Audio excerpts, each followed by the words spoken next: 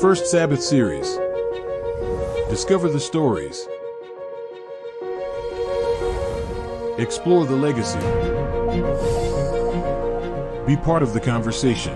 Your hosts, Dana C. Edmond, Rebecca Jackson, and Jerson Pancorbo. This month we will interview the children of Meade Van Putten and Dr. Calvin B. Rock about Black Adventist history. First Sabbath series, Black History Month. Hi, my name is Rebecca Jackson, and welcome to a special edition of First Sabbath series. Today, as we celebrate Black History Month, join us for two captivating segments. First, explore the remarkable legacy of Elder Meade Van Putten, a trailblazer who held unique roles in regional conference leadership and beyond. Then, gain insights from Dr. Calvin B. Rock, with over 60 years of dedicated service within the Seventh-day Adventist Church, including roles as Oakwood College president and General Conference vice president. Get ready for an engaging episode that celebrates the rich contributions of these remarkable individuals. Join us as we pray. Dear loving Lord and Father, we thank you so much for bringing us to another First Sabbath. Please let us enjoy and learn from this special segment on Black history. Thank you. In Jesus' name we pray. Amen. Good afternoon and welcome to First Sabbath. This is Black History Month. And so for our program this First Sabbath, we have several guests. Our first guests are the children of Elder Meade Van Putten, the late former president of Allegheny East, formerly an administrator in Lake Region, pastor in Lake Region as well, in addition to serving in the North American Division and the General Conference of Seventh-day Adventists. And we wanted to celebrate Black History Month by introducing our audience to Elder Van Putten. If you worked in or lived in Lake Region, you're probably, or in Allegheny East, you're probably familiar with Elder Van Putten. But for the rest of us, we're introducing you to a very unique individual in that Elder Van Putten is the only person who has served and was elected to the position of Regional Conference Treasurer, Regional Conference Secretary, Regional Conference President, and worked in the North American Division and the General Conference. And so we wanted to share his very unique career, and we wanted to do that by inviting his children. And so I want to welcome Dr. Darla Van Putten Adams. And Dr. Adams, you have brought with us two people that you know, but we don't. And so we're going to ask you to introduce our other two guests, please. Awesome. Thank you so much, Elder Edmond, for this opportunity for us to share a little bit about our extraordinary father. I have with me today both of my siblings, Dr. Meade Van Putten Jr., as well as my sister Lolita Van Putten. All right, thank you. We want to talk a little bit about with Elder Pancorbo, our communications director, and Miss Rebecca Bell Jackson. So we want to spend a few minutes talking about your dad through the three of you. So welcome, and I want to ask you, your father had the unique experience of being the only person to ever have been a regional conference president, regional conference executive secretary, regional conference treasurer, plus he served in the North American Division and in the General Conference. We want to thank you for coming. We want to talk to our audience about him, but before we talk about your dad, let's talk a little bit about you. Where were you born? How many siblings do you have? We see them, so let's begin there.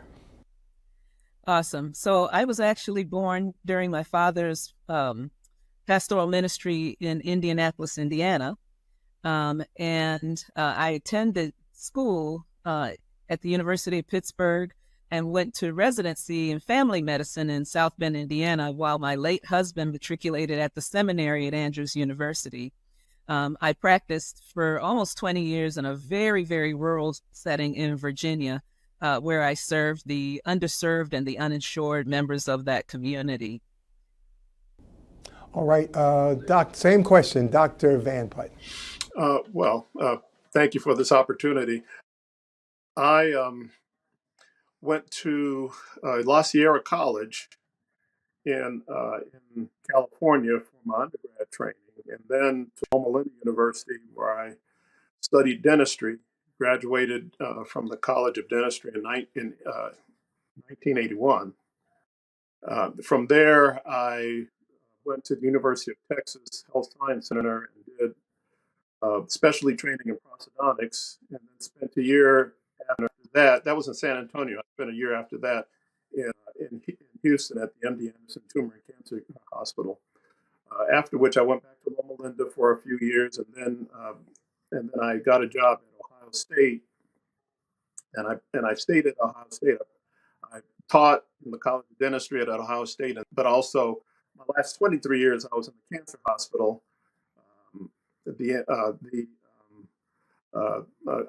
Tumor and Cancer Hospital, Solo Research Institute here at Ohio State, and I stayed at Ohio State for 32 years and retired about 2 years ago.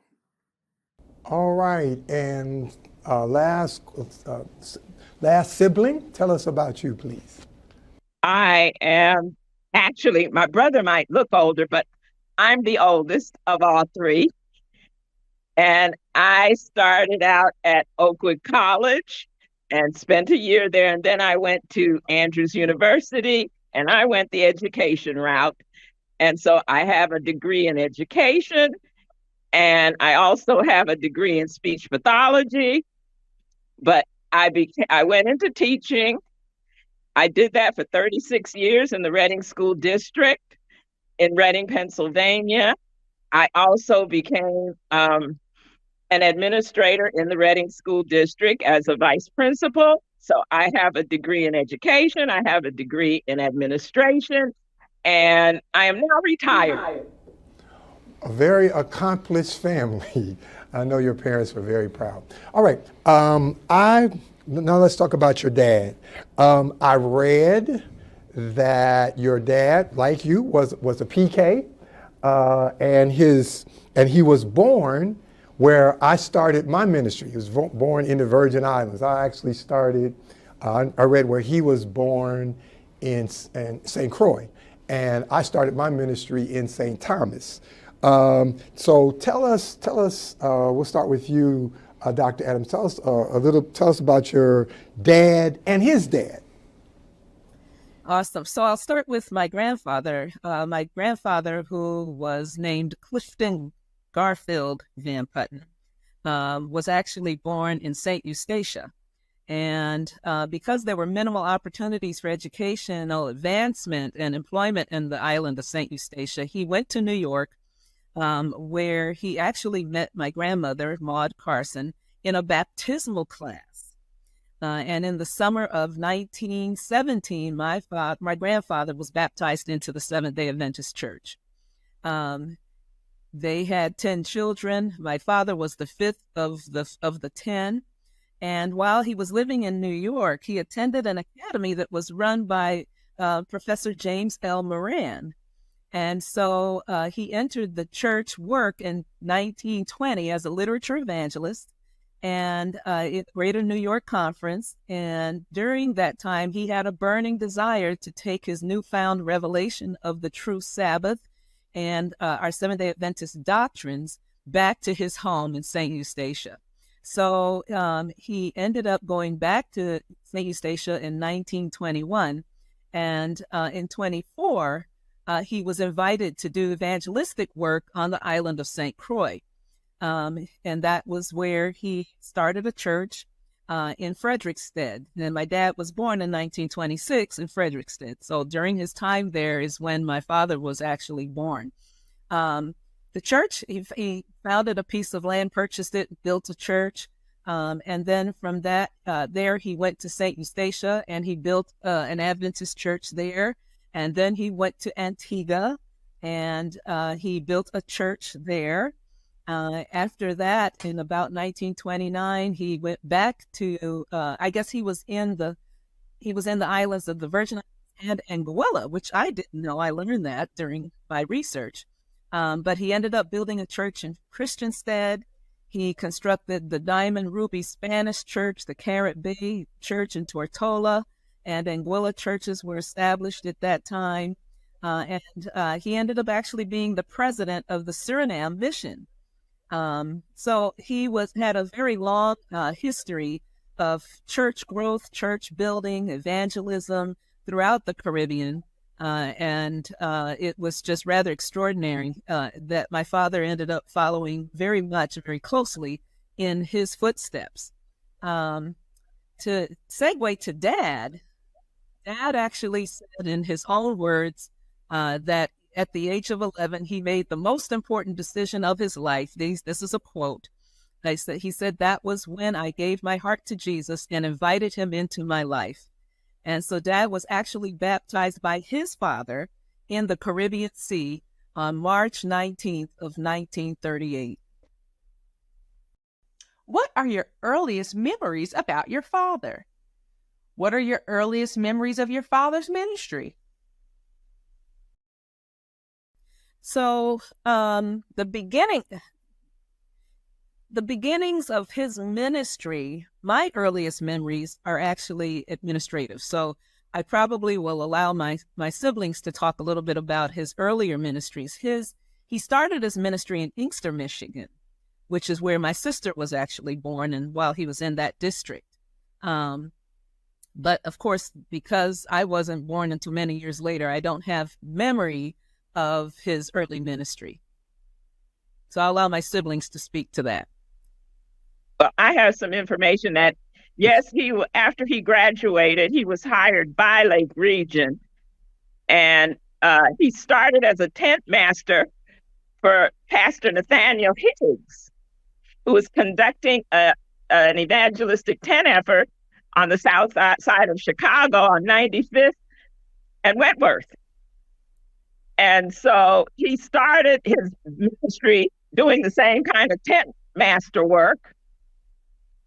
And then from there, he was assigned to his district in Michigan, where he built 3 churches. Yeah, to interject, he was actually called into the ministry by Elder Harold Kibble.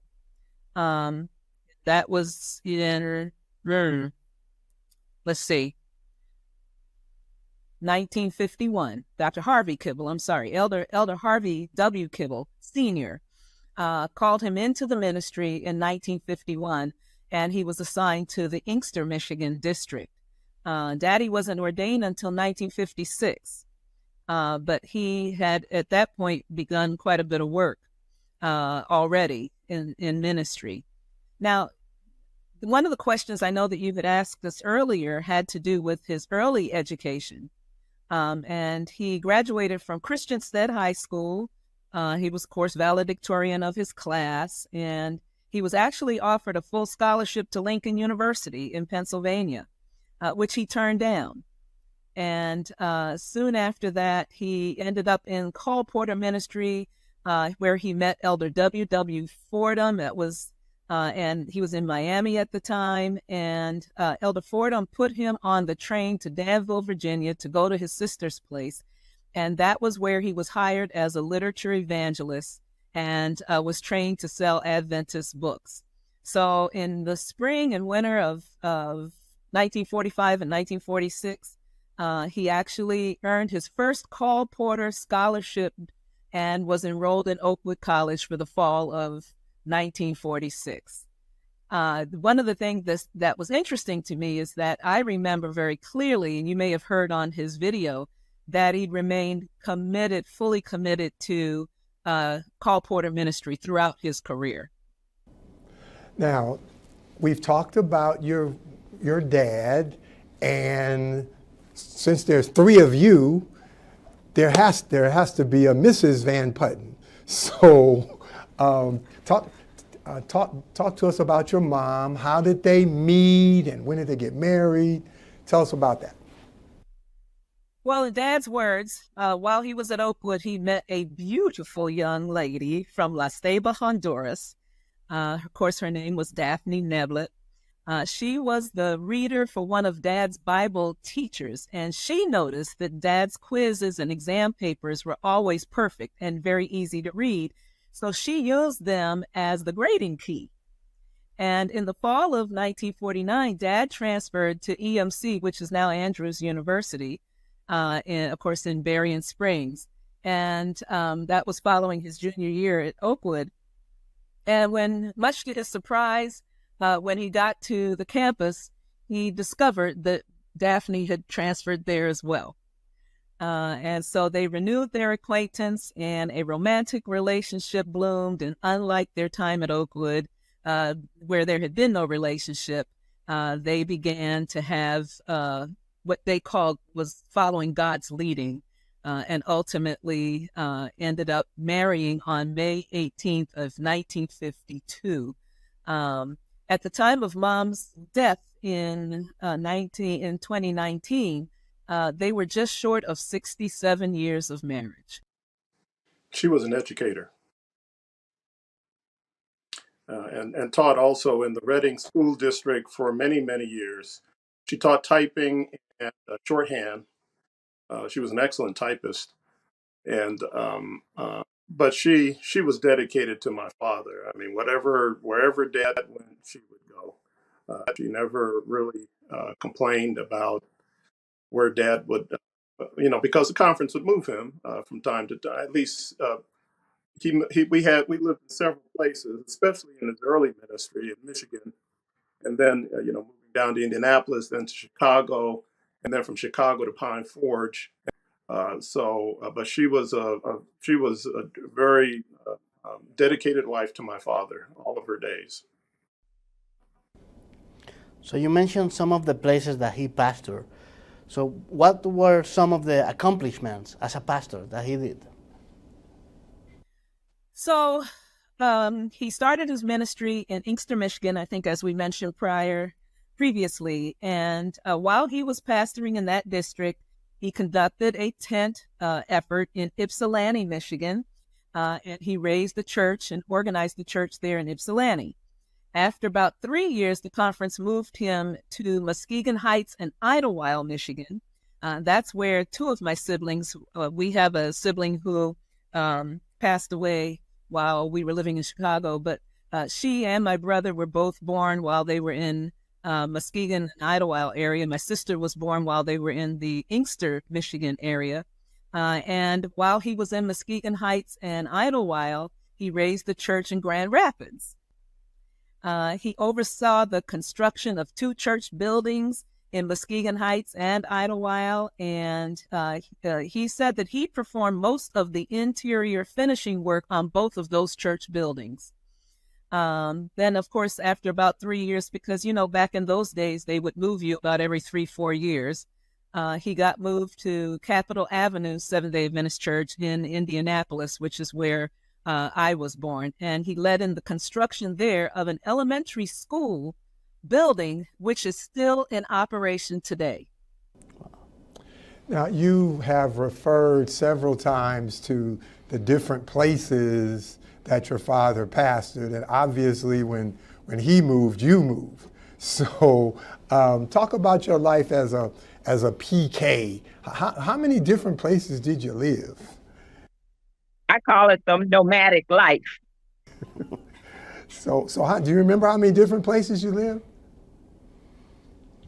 Well, I had the great fortune, unlike most PKs in my generation, of only living 3 places, one of which I don't even remember because that was Indianapolis where I was born. And I was about 2 years old when we moved from Indianapolis to Chicago. And then we moved from Chicago to Pine Forge. So those were the only places that I actually moved and lived during Daddy's pastoral ministry. My siblings obviously lived a couple of more places than I did. So what was it? I'm sorry, go ahead. I remember Inkster. I remember Grand Rapids. I remember and all the others, even when we moved to Indianapolis, because of course I'm the oldest, so I remember those moves. So what was it? Talk to us about your life as a PK? What do you remember? Other than being nomadic and home was only where mom and dad were. We call Chicago home. And I remember talking to Sharon Bradford because that's the place that we stayed the longest. So that's you can't go back and say, well, I was raised in Chicago. No, we were raised with mom and dad. Life as a PK, though, I described it as living in a fishbowl. Being pastor's kids come with a lot of pressure. Everyone would look at every little thing that we would do.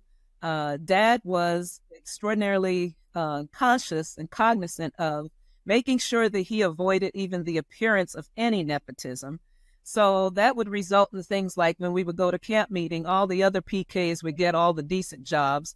But because he didn't want any appearance of nepotism, we got whatever was left over. We got the dregs of camp meeting jobs, things like that. And generally, those were the jobs nobody else wanted. But it was life in a fishbowl, needless to say. And it came with its own challenges. Now, in 1962, your dad left the pastoral side of ministry and became a conference administrator. What can you tell us about that? I think he became the secretary treasurer. Is that right? That's correct. He was called by Elder Charles E. Bradford to become the secretary treasurer of the Lake Region Conference. And he served there for 9 years. Elder Bradford would eventually become Dad's lifelong friend and mentor. And Dad actually said in one of his writings that to him I am forever indebted. He said, I am sure that it was in God's divine providence that this took place, for God had a more incredible role for me to fill in his church. Here on earth, my ministry took on a whole new dimension, end quote. In 1971, your father took a call to the Allegheny East Conference. Do you have any memories that stand out about your father's service in Allegheny East? So he got to Allegheny East under a set of unfortunate circumstances. It was because of the tragic and accidental death of Elder Carty Lawrence, somebody we affectionately called Uncle Carty. And Uncle Carty was at the time the conference treasurer. And so Elder Edward Dorsey was then the president and called that actually Elder Dorsey had been one of his college roommates while he was at Oakwood. Mm-hmm. And Elder Dorsey actually gave Dad a call to come and take on and become the treasurer of the conference in Allegheny East. In 1978, Dad was voted as the executive secretary for the Allegheny East Conference.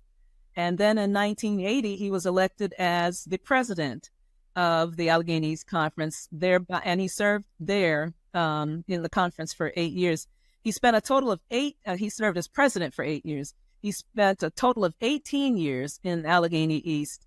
And he described it as a time of conference growth, rapid conference growth, in the Columbia Union at that time, and he was extremely proud of the work that was done while he was during his tenure in these leadership roles in Allegheny East.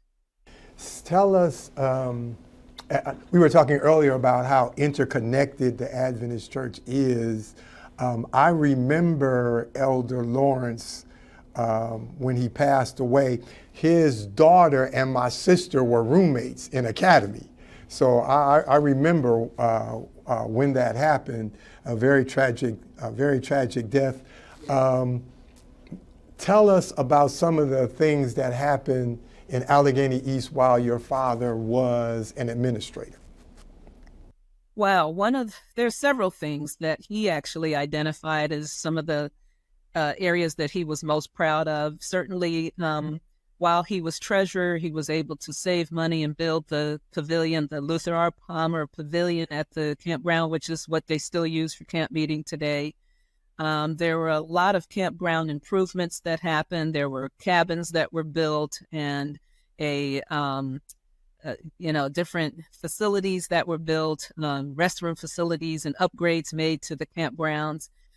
He was instrumental in actually seeing the completion of the Pine Forge Academy Church, as well as Handy Hall, I think happened and was completed while he was there. And I think he was treasurer at that time. But one of the things that he actually talked a lot about was the church growth across the conference. And he indicated that during his presidency, there were at least 80 churches in the conference at that time. And because of the rapid growth in the conference, he said that they ended up being the largest, I believe, in Columbia Union. So after serving for 18 years in Allegheny East, your father served in both the North American Division and the General Conference, and then retired. Can you talk us a little bit about those final years? Sure. So Dad was actually called to be an associate secretary of the General Conference in 1988, and he served there for 2 years, from 1988 to 1990. And in 1990, under the leadership of A.C. McClure, he was actually called to his final duty station as an associate treasurer of the North American Division, where he served until he retired in 1995. Okay, first of all, I want to thank the three of you for sharing your father's life with us, and also for the sacrifices that you made as a family so that he could serve. So 2 final questions. One, tell us about your father's retirement years. When he retired, tell us about his life in retirement. He stayed very, very busy, frankly. He remained on many of the Columbia Union boards. He stayed, of course, active in his home church. And that was true until probably he became about 90. I think he stayed fairly active. Up till then, he was still driving. So he remained very, very active in church ministries and continued to participate in many boards because of his, varied experience and broad experience with the church administration. One final question I'll pose to all three of you, starting with Dr. Van Putten, and then we'll close with Dr. Adams. Tell us one thing in a couple sentences that you would like for our audience to know and remember about your dad. Well, Dad was a very compassionate man, very caring, truly a loving person, and took his responsibilities very seriously. I can honestly say he was one of the best people I've known in my life. I have nothing bad to say about him, even though when I was younger, I thought I had issues with him. My father was a very hard act to follow. I always felt that he was too good to be true, but he was for real. His goodness was real. Just last night, I was in charge of prayer meeting at our church. And the first thing I said was that, I was always kind of intimidated by his ability to pray. He was a superb person of prayer. He could pray.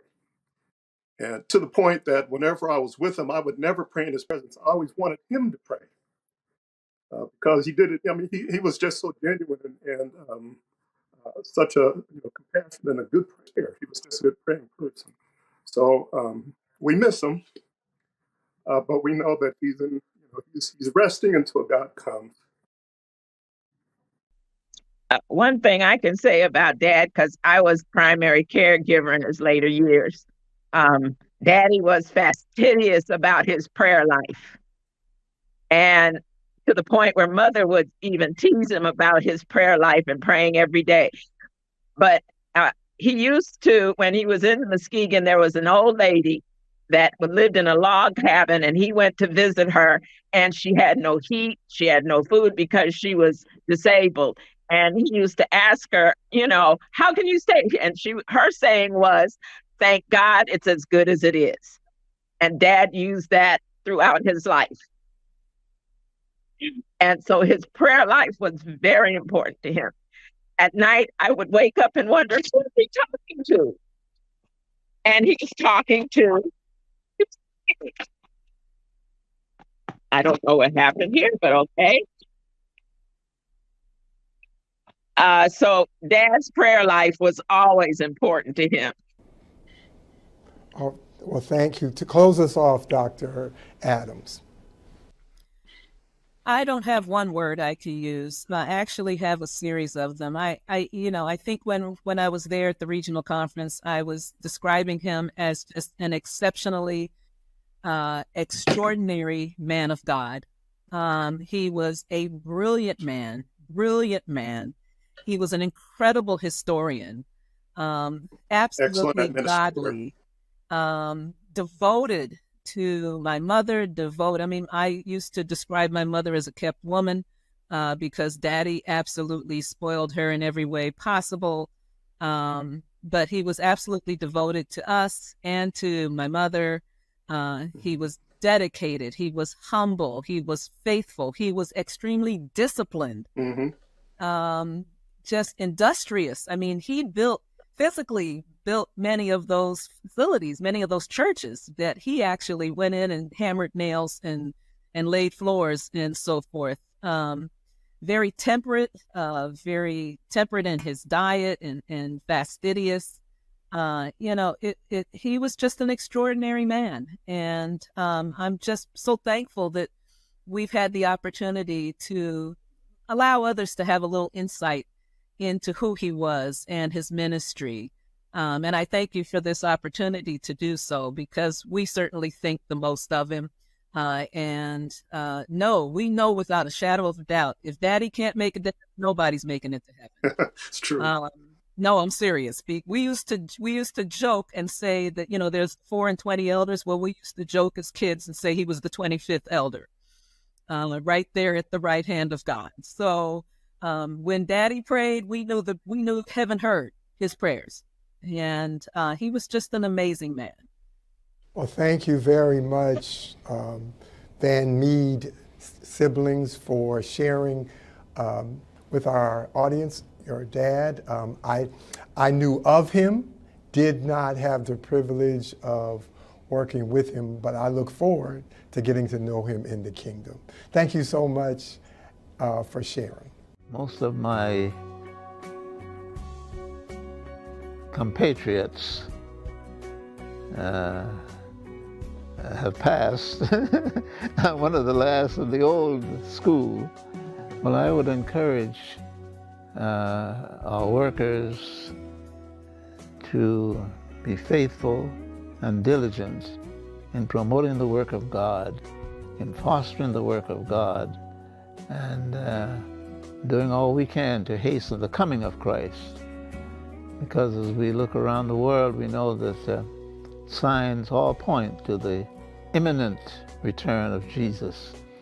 And we need to be diligent in doing the work of God, in fostering the work of God, in growing the work of God, so that Jesus can soon come to take us from this wicked world into eternity. It is my constant prayer that the Lord will bless our workers and keep them faithful, so that Jesus can soon come to take us home.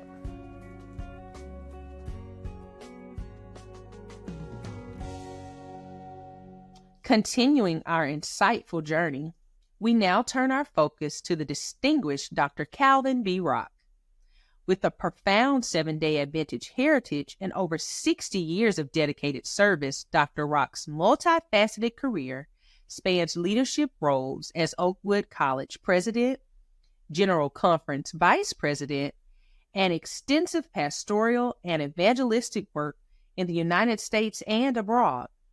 As an author of 9 influential books, including the renowned Protest and Progress, Dr. Rock's ministry centers around a compelling theme, the righteousness of Christ.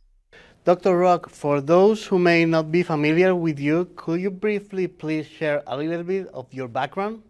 I'll be happy to do that. I am a third generation Seventh day Adventist. My roots go back about as far as roots can go, and that's back to the Morning Star when my grandmother, at about age 15, heard the message from the decks of the Morning Star and was one of the original 16 students at Oakwood in 1896. And my family has been connected with the church conferences and institutions and the work of Adventism ever since.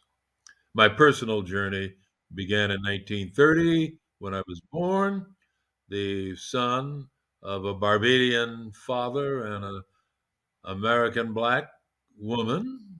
And my journey has been that of most Adventists born around that time, church schools all the way. I was born in New York, Harlem, to be exact, when my parents were living in Harlem. And my mother moved to Los Angeles when I was 11, 1941, a few months before World War II began.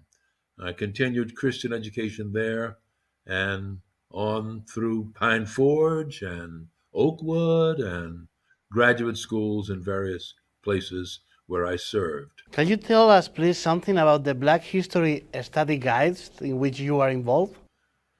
Yes, our good friend um, and and colleague, a good friend and colleague, once said to me, "You know, Calvin, you and Mervyn Warren ought to get together because you both like to write.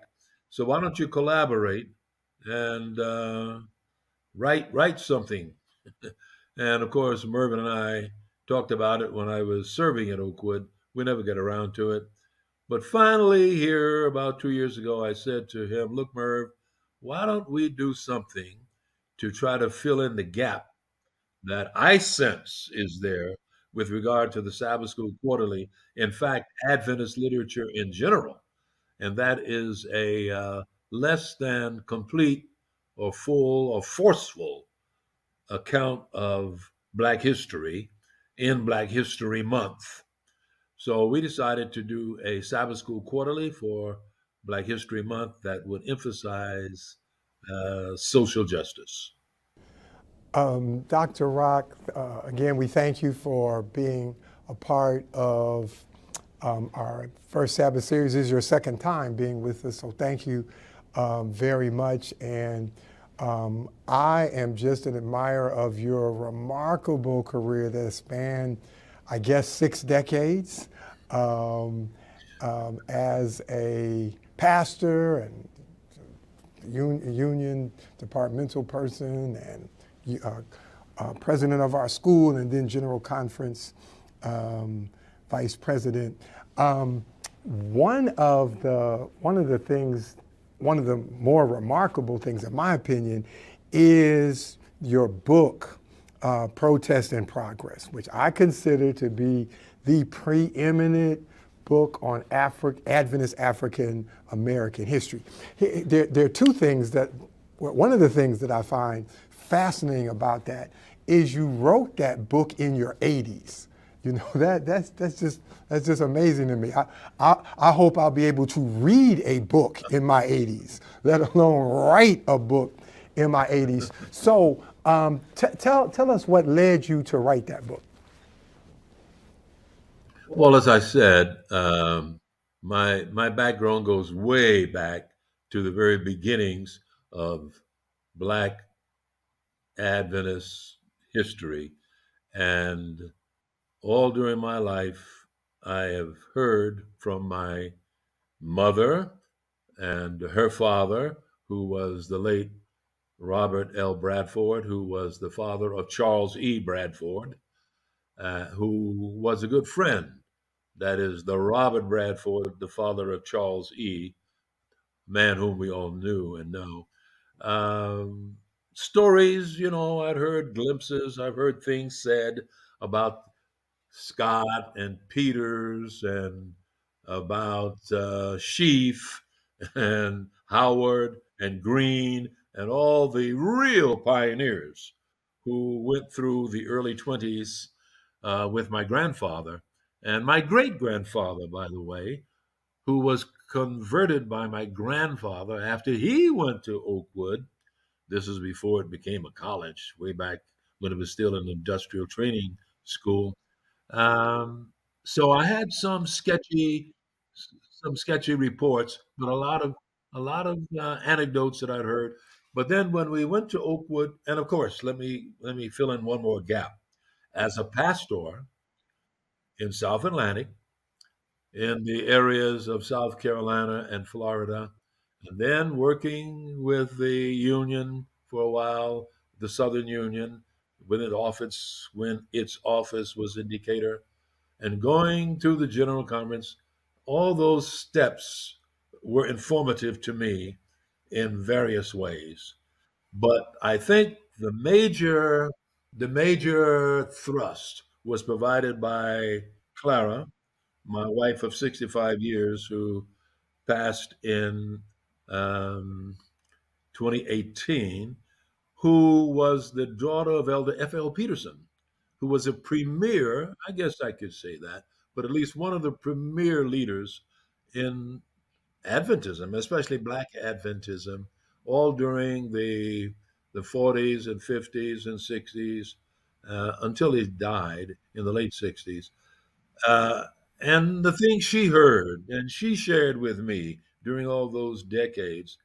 Plus, while I was at Oakwood in administration from 1971 until 1985, for most of those years at least, Clara was the archivist at the school, and she gathered and was able to get official documents that verified a lot of what I had heard, a lot of anecdotal things that I'd been told, and we found out about the Morning Star in more in detail and the personalities, and we talked her records that she discovered in a lot of places from institutions and homes filled a large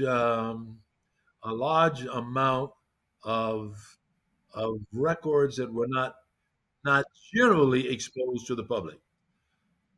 That helped me. Then my mother, my dear mother, who, as I said, was closely connected. Her mother was the lady who went to Oakwood in 1896, one of the original 16.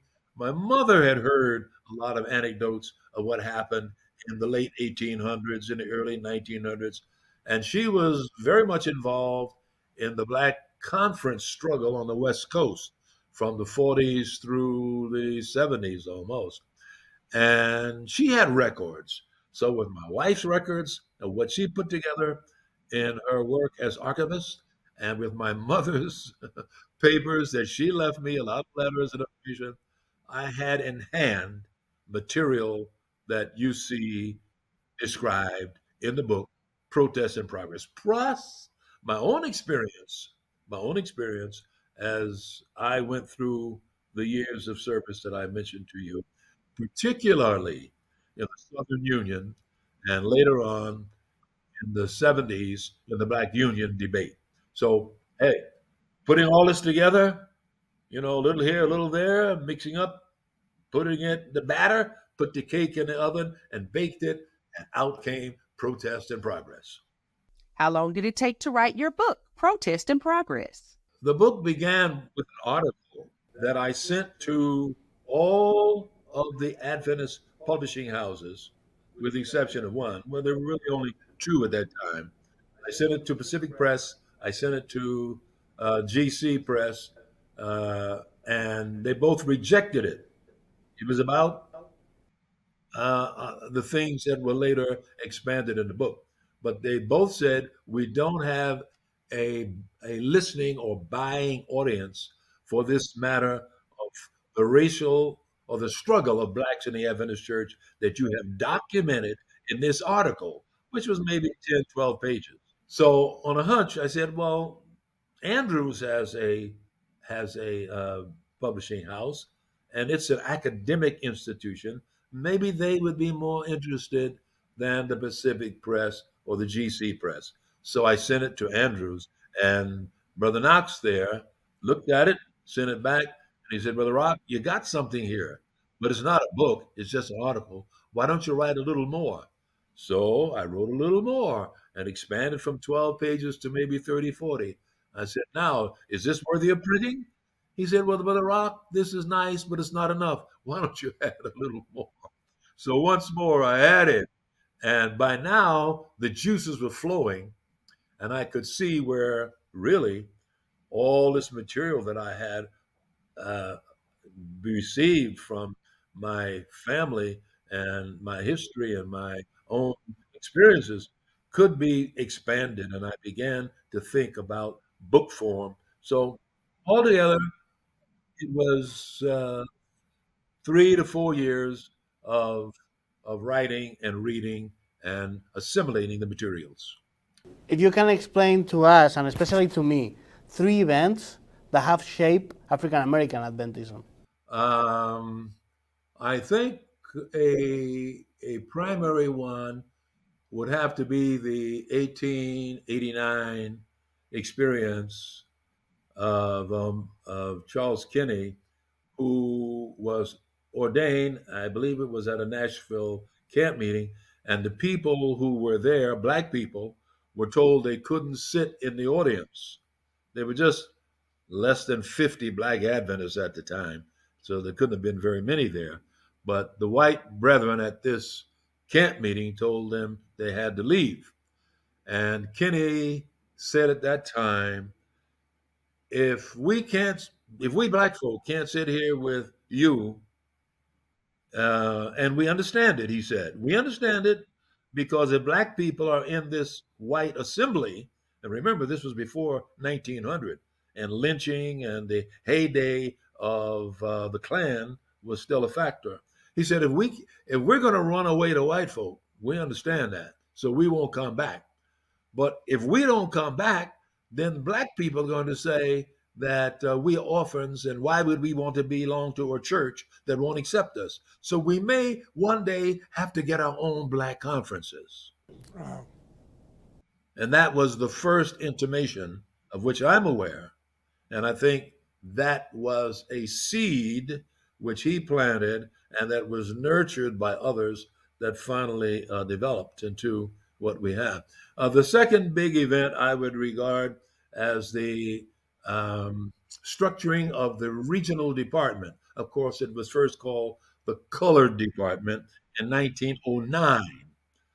At this time, those dynamics which were present in 1889 at that meeting that I just described with Charles Kinney, who became the first black ordained pastor, had begun to take shape and swell into somewhat of a movement with our early black preachers. And they wanted, even though they were trying to get into the system and they couldn't, they wanted some vehicle that would address their needs. So the brethren finally gave us, or them, the black or the regional, the colored department.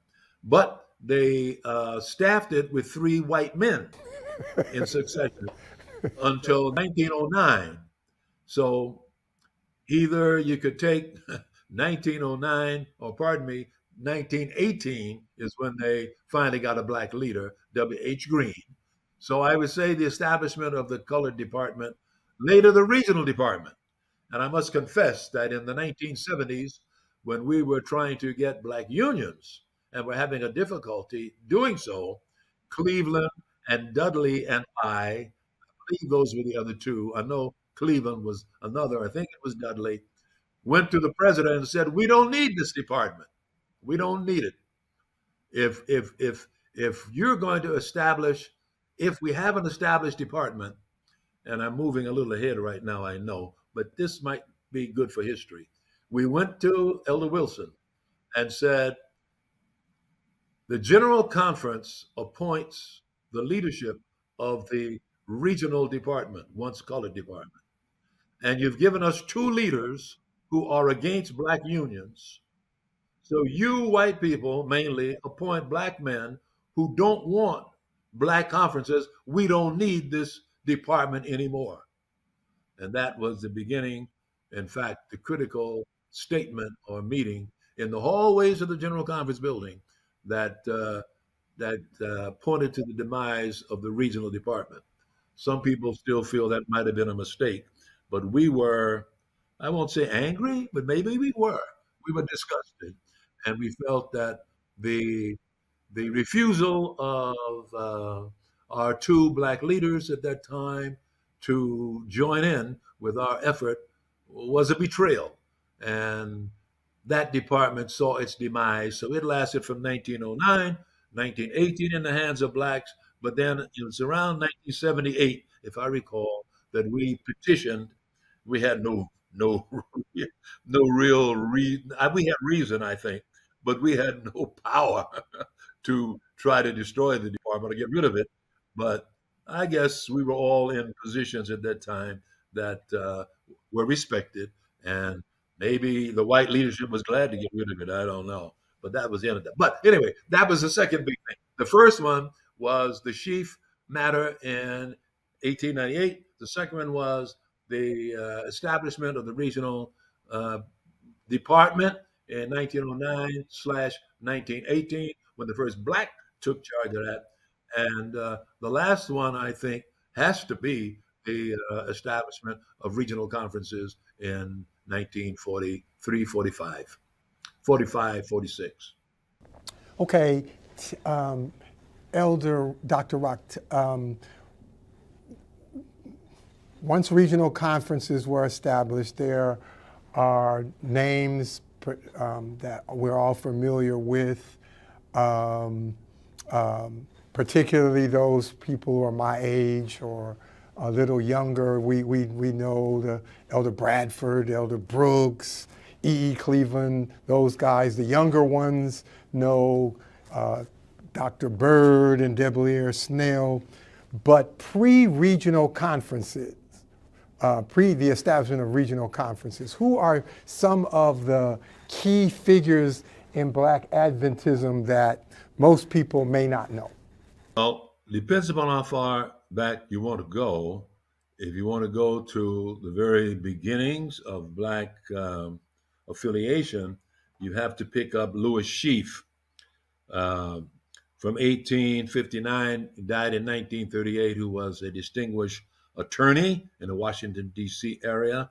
He, along with others, addressed Ellen White very frontally about the need to be fully vested in the Adventist structure. And Sheaf later left the church and came back and left again. I don't know where he was when he died in terms of church affiliation, but he was one of the main ones along at that time. Let me see here. I've made a couple of notes.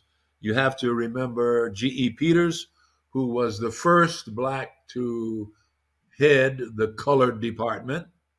And I think his, well, he wasn't the first black to head it because Green was, but he was perhaps the more celebrated because he was still in that office, or he had been out. Peterson had taken over, and he'd come back again, if I remember correctly. But either way, he was the man in that office when regional conferences were begun.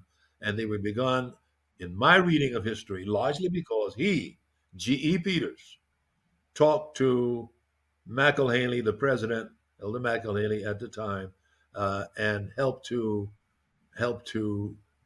give him information about why and how regional conferences could be started. Then I'd like to mention Owen Troy. Owen Troy, 1899 to 1963, the father of Owen Troy Jr., who some older folks still alive today would certainly know. Owen Troy was the man who worked with Claude Barnett back in the 50s and 60s when he was around Chicago's in school there. He was a pastor from the West Coast. And he would inform Barnett of some of the things that were going on at Andrews, for instance. This was a time when the church was still living with separate but equal. Separate but Equal was started in 1896, and it wasn't annulled until 1954. And the church subscribed to Separate but Equal, and that's how we lived. And that's one of the reasons we had to get, or we wanted, black conferences. And that wasn't to be big shots with feet up on the desk somewhere.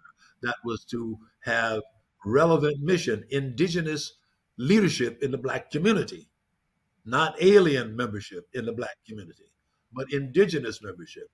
But while that battle was still going on, Troy was studying there, and in a little known, barely known relationship, he played a pivotal part in exposing racism in the Adventist church because he became a friend with Claude Barnett, who was the director of the Black Press, which in the 40s, 50s, 60s, and until late years was very, very prominent in the black community.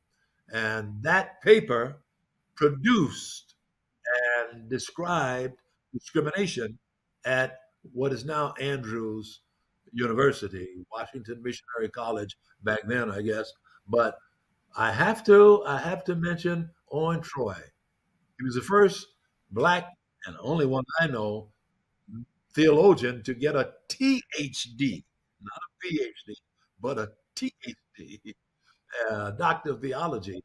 And there aren't many of them around. But anyway, back to the main point. Owen Troy has to be remembered, I think, for the way that he, in a quiet but effective way, revealed secrets where they should have been revealed and where they were displayed in newspapers around the country and the world, and had a lot of pressure, put a lot of pressure on white leadership in the Adventist church to make changes, which they finally came out and spoke against in 1965, which was 11 years after Separate but Equal was annulled. We finally got around to at least saying that we ought not do this anymore. Then there's Eva B. Dykes, and everybody knows about the good doctor and the work she did. And I'd like to mention J.H. Wagner. J.H. Wagner, who, this is the daddy Wagner, his father, the father, pardon me, of Jesse Wagner, who became the president of Lake Region, and John, who was also a minister in 2 or 3 conferences. He was the guiding light, according to my understanding, behind the establishment of Pine Forge, and he was my president in Allegheny, or pardon me, back down in South Atlantic. He was my president for many years. And then my father-in-law, F.L. Peterson, has to be mentioned among them, Pastor Edmonds. He was the first black vice president of the General Conference, and he traveled the world. Later on, when Cleveland went to the GC as evangelist, he traveled the world. But the first black, now we had Anna Knight, who should be mentioned, going to India, and T.H. Branch, I believe Branch went even before she did, but she went as a woman, and we had others who had been in specific parts of the world. But Peterson was the first black, American black, to travel the world, Europe, South America, Far East, all around the world, and made a marvelous impression for our people. So those are a few, Pastor Edmonds, and I hope that helps. Well, thank you for enlightening us about a number of those individuals that a lot of us have not heard of, or the only thing we know about them is buildings are named after them at Oakwood. So thank you for sharing. Tell us about Lucy Byard. And there's some knowledge, most people, well, at least some of the people have heard about Lucy Byard. But here's my question. Do you think there would be regional conferences if what happened to Lucy Byard hadn't happened? Yes. Well, what happened to her was a spur. It was motivation and a catalyst, but it would have happened. We were already in the 40s, and the government, now remember, separate but equal was crumbled in 54.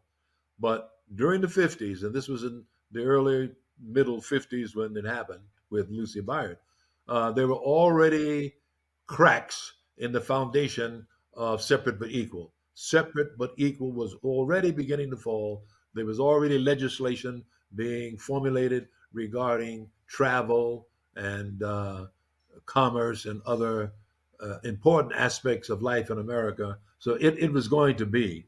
It was going to be. And if it hadn't happened, Adventism might have broken out into a separate denomination altogether. But her situation was defining in that it was a catalyst event. So, did all the black leaders and pastors in the 30s and 40s agree that regional conference were needed? Most of them, but not all of them. In the meetings that were held beginning in 1943, there were some black leaders who felt that it was the wrong thing to do, and they even made speeches. They even made speeches and said, "No, we must love one another," and this is they're just trying to get rid of us. But the other side prevailed, and again, my main man, or one of my main men, J.H. Wagner, my president, stood up and said, "Look, uh, this reminds me of slavery. When slaves got Emancipation Proclamation, some of them didn't want to leave Massa. Oh, my. But we got to go. Let's get out of here. We don't want to make the same mistake some of them made." So he equated it to leaving slavery, and his speech was a defining one that turned the tide in the discussion and led to the vote to go ahead and study and conduct or construct black conferences. In the 70s, there was there was a discussion about organizing black union conferences.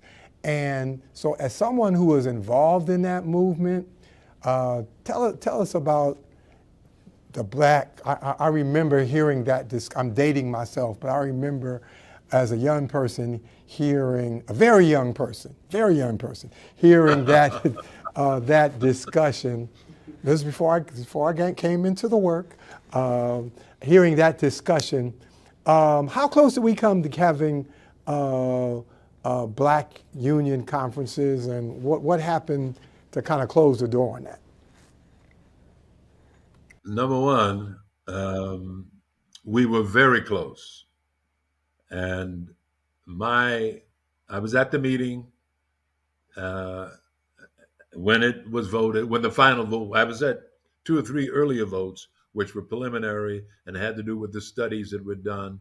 The whole discussion began in 1969 at a meeting of the regional department leadership with regional leaders.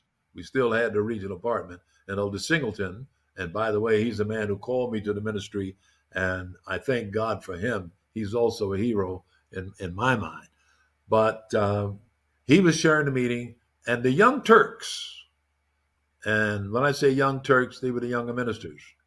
In 1969, I was 39, and I was pastoring at Ephesus, a year or so away from Oakwood, my administration at Oakwood, and I didn't attend that meeting. But Jesse Wagner, who was the son of the John Wagner, whose ministry I have extolled to you already, led out in a discussion with what were the Young Turks then in their 30s and early 40s. Although they were, they'd been in the ministry for 20 years or so they were mature. Led out in petitioning the regional department for the opportunity to petition the North American Division of the General Conference for black unions. And that debate began There were those blacks who were in administration already in some unions, not many, but one or two. And there were blacks on the West Coast in particular who fought it, fiercely fought it. But the blacks who were leading Negro conferences were adamantly for it. So you had some against it who fought it, some were for it, and we blacks were divided. We blacks were divided. Um, the titular leader in terms of organization was Dudley, I'd say, and the most articulate of all proponents for it was Bradford before he went into the General Conference or the North American Division. And he did right toward the end of this. And there were others who were primarily involved, but there were speeches made. It was a wonderful time because it forced black preachers to do more than talk. It forced us to study. It forced us to go to history. It forced us to get sociological principles and organizational principles and spiritual dictums regarding the work of the church. And these speeches were made. And I have a whole sheath of them in my own little private collection here. So it was a wonderful and exciting time. And finally, after several preliminary votes, we came to the meeting where the final decision was to be made. There were two speakers for it, two pro speakers. One was E. Cleveland. I was the other one. We gave our speeches, and there was a couple of against it, black people, if you please. But there were one or two. But we had pro and con. But when the speeches for black unions were finished, and we too sat down, the chairman of the meeting was Elder Neil C. Wilson, the father of Ted Wilson, the present president, and a wonderful man. He was the man that called me to the vice presidency. I loved him. He was genuinely integrationist. There wasn't a prejudiced bone in his body. He loved all the people, and he did a great thing in promoting blacks. It was he who brought Charles Brooks into the Union when he was president there. It was he who fought for women having equal pay. It was he who did a lot of wonderful things for this church in terms of justice. But when it came to black unions, he just didn't see it. So after we finished our speeches, now mind you, he's the chairman, and chairmen are supposed to be neutral. Chairmen are not supposed to put their fingers on the scale, at least not obviously. We do it sometimes. But he came right out and said, "Brethren, I hope you defeat this motion." And he told me later that, and that's after I had become, it was he who made the deciding speech against black unions that evening. Forgotten the precise date, but what was it, 80, 81? Uh, and he told me later on, after he asked me to be a vice president, we were traveling together around the world, which I had the privilege of doing more than once or twice, out alone, thousands of miles away from Washington. He would say to me, "Calvin, you brethren had it. If I hadn't made my speech, you would have gotten black unions, because the white brethren were tired of talking about it. And I think the black brethren were so convincing. I believe you had it. I believe you had it." And that's my answer. We had it. But the chairman, who was the president of the General Conference, weighed in on the debate. And who's to say I don't condemn him? He's the Lord's anointed. He was, and perhaps it was the Lord who told him to do that. At any rate, that's how it happened. As we begin to close, Dr. Rock, again, we thank you for sharing your knowledge of history, of Black Adventist history. I hope you will be able, if you haven't, I don't think you've done it yet, but I hope you're able to come and visit our museum in in our building, which talks about a number of the things you talked about. But as we look back over the last 80, almost 80 years now of regional conferences, you could make the argument that they're one of the great success stories in the Adventist Church. Started out about $500,000 of tithe. Now we're up to almost $250 million of tithe. Started out with, I think in your book, 17,000 members. Now we're approaching 300,000 members. So my question is, to the extent that regional conferences have been successful, to what do you attribute that success, other than obviously the blessings of the Lord? Well, regional conferences provide, as I said, an indigenous thrust into the Black community. Indigenous leadership is always more effective than alien leadership. I wouldn't be nor would any of you either of you two, being an evangelist. Well, if we were there temporarily, we could go in and win some souls, but it would be very difficult for us to evangelize in a Chinese community. A dedicated, consecrated, converted Chinese evangelist would probably have greater results. So having American whites to run the work in Harlem and these other ghetto areas, then maybe they're not all ghetto now, but they once were, and they still, to a large extent, are a distinct subculture of America. To send leadership that doesn't understand it, never been there, to try to evangelize a people who suspect them in the first place and don't want them in the first place isn't a good idea. But to have Blacks who've lived there and come out of there to go back and work there is much more effective. At the start of the regional conferences or afterwards, were there any Caucasian Adventists that were particularly helpful to the regional conferences? Yes. Oh, yes. Oh, yes. As I said, you could send any Black preacher into a Chinese community and have an evangelistic meeting, and somebody would translate for them, and the people would come out and listen and maybe be respectful. But a preacher, and that has happened in the Black community. And today there are some white preachers in Black communities, but things have changed greatly, and those are particularly liberal communities. But again, indigenous leadership is simply more effective because you know more about what's happening. The fact is that when I pastored this church after retirement here in Las Vegas for 9 years, even the police didn't want to come into the community, let alone white preachers. Even the police didn't want to come in, and you know they knew they were in for a firefight half the time, or not half, but often. So it's a matter of being familiar. And remember, the pastor does not pastor the church. The pastor should be the priest for the whole community.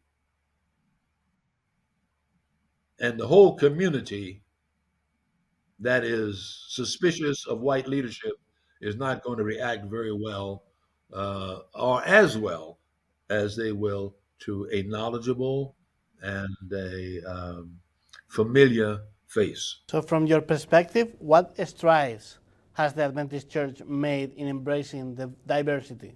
And where do you see opportunities for improvement? How we can do better? Yeah, I think the church has made great strides. The strides are best articulated by the fact that we've had over 11, I think I counted at last count, 11 union presidents, Black union presidents. And that's considering the fact we didn't get the first one until around 1969. I believe that's when Bob Carter became the vice president or the president of the League Union around that year. Now we've had 11. And I think that's good. That's memorable. We've had a Black woman who's the president of one of our primary colleges, and the North American division is well well stipulated or well uh, studied with black leadership. We have a black president of the North American Division. And he's the second one. And I try to remind people that North America in geography is the same size of the whole United States. So we've had two Barack Obamas. We've had two Barack Obamas, two people who have done for the world, who have done for the church what the nation did for its presidencies, its presidency. So we should be proud of the progress we've made. And I know there are a lot of other offices that have been filled, treasurers. The look, the treasurer of the General Conference is black. I mean, come along now. We we've made a lot of progress in a lot of places. Is there racism? Yes, there's racism in this church, but it's not in its policies. It's not in its doctrines. It's in people who are misinformed and not converted. But I'm proud of the progress that we've made. Of course, there's still more to be done. You know, we're not perfect, but the answer is positive. We have time for about 3 more questions, Dr. Rock. Okay. Here's my final question. You, in your lifetime, have worked with or known almost all the people that we've talked about. But I'm going to call out the names of some of the more iconic figures in Adventism in my time that I know you worked with. And I'm going to ask you to give me like 2 sentences on what you remember about them, okay? And we'll do them one at a time. E. Cleveland. Charismatic and fearless. Okay. Charles Bradford. Diplomatic and ultimate politician, but in a good way. I don't mean like you see today on the news, but politics is the work of governing, and he was wonderful at that. But a great diplomat. He didn't get people angry at him. He was able to manipulate the system in an appropriate way. My first pastor, C.D. Brooks. C.D., my classmate of a year ahead of me at Oakwood. C.D., prophetic in his impact, in his aura. He had the aura of a prophet, and he was very bold. And I guess that goes along with being a prophet. But he was bold in his declaration. He had no question about the doctrines. He boldly proclaimed, and he left you with the feeling that a prophet is among us. The person who our building is named for, Charles Dudley. Charles Dudley, patriarchal, kind, fatherly, very intuitive, and a good sense of rallying the troops to get it done. Okay. And then lastly, the person that was the pastor of the Oakwood Church during much of your presidency, E.C. Ward. E.C. Ward, my man. My Sabbath school teacher when I was a boy in Los Angeles. We share names. He's Eric Calvin Ward, whom I love very much. An individualist. He was different in terms that while it was Cleveland who taught him as well as Brooks, Cleveland did, but while Cleveland was his mentor, and by the way, Ward was my mentor. When I left Oakwood, they sent me to work with him for the first several months. So I'm very, very attached to him. But he was an individualist. He was different in terms of his habits and his methodologies, and he was creative. more creative than anybody, in my opinion, and very priestly in his conduct of his own life, in the way he treated others, and in the way he insisted that worship be done properly. Very priestly. You served as the president of Oakwood. What role has Oakwood played in the development of the regional conferences? Well, it has produced, I don't know what the percentage is, but an astronomically high percentage of the leaders of the work, not only the leaders who have led in the black work or that division of the work, but in the general work of the church, back from Peterson on. In fact, from Moran, who was before Peterson, who was the first black president of Oakwood. Oakwood has produced leaders, and it has been the place where families have been formed. It's been the place, it's the mother lode. It's where we go to make our rallies, as in Pelk today. It has been invaluable in inspirational and informational and in aspirational, vocational, every way you can think. Oakwood has been the center, the Jerusalem, and it's indisputably the way that God wanted it to be and intended for it to be. And without it, I doubt that we'd have a black work. And finally, can you finish this sentence for me? Can you finish the sentence, regional conference are still needed because? The mission for which they were established is not completed. Well, that's statement. pretty succinct, Dr. Rock. Thank you so very much, Dr. Rock, for being with us. We shall invite you back again. I am enormously admiring of your ability to continue to contribute to this church in your 9th decade. That's just amazing to me. As I've said to you before, I will be happy to be able to stand up at that point in my life. You are still impacting this church in a major way, and we are grateful for that leadership. It is amazing to me when this is where I'll close.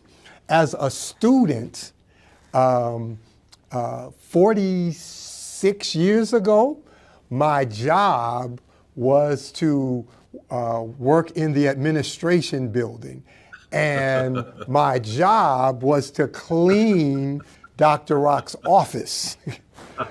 It is amazing to me that 45 years later, he is still contributing in a wonderful way to the cause of Christ. Dr. Rock, thank you for your time, and thank Elder, may I ask you a quick question? May I interrupt you? I want to ask you a quick question. Did you look in the trash basket and save any of those duplicate letters I wrote? If I did, I certainly wouldn't admit it. Thank you. I'm proud of you, sir. I am proud of you. I never would have thought the slightly built, quiet young man on campus would someday be the leader in the black regional work that you are. And God bless you. I'm proud of you. Proud of both of you. Thank you, Dr. Rock. You and your wife. You and your wife. Of course, you already asked me about her family, and you know how I feel about them. Well, thank you. We are, I will share this last connection. Another connection that you and I have is the sister of your first wife, Catherine Palmer, was my first grade teacher, my beloved first grade teacher. Of all the teachers I had in all the years of education, she was my favorite. And we lost her a few months ago, but that's another connection that you and I have. Well, that means you still keep up with Michelle, and she's another wonderful scholar and lawyer, and You remind her of that. That'll make her feel good. Yes. Thank you, Dr. Rock. God bless. Dear loving Lord and Father, we thank you so much for all of the information that we learned today concerning your work in the Black church.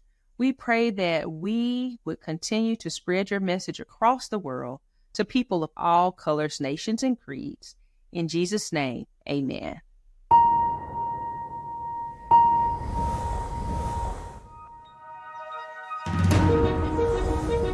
First Sabbath Series.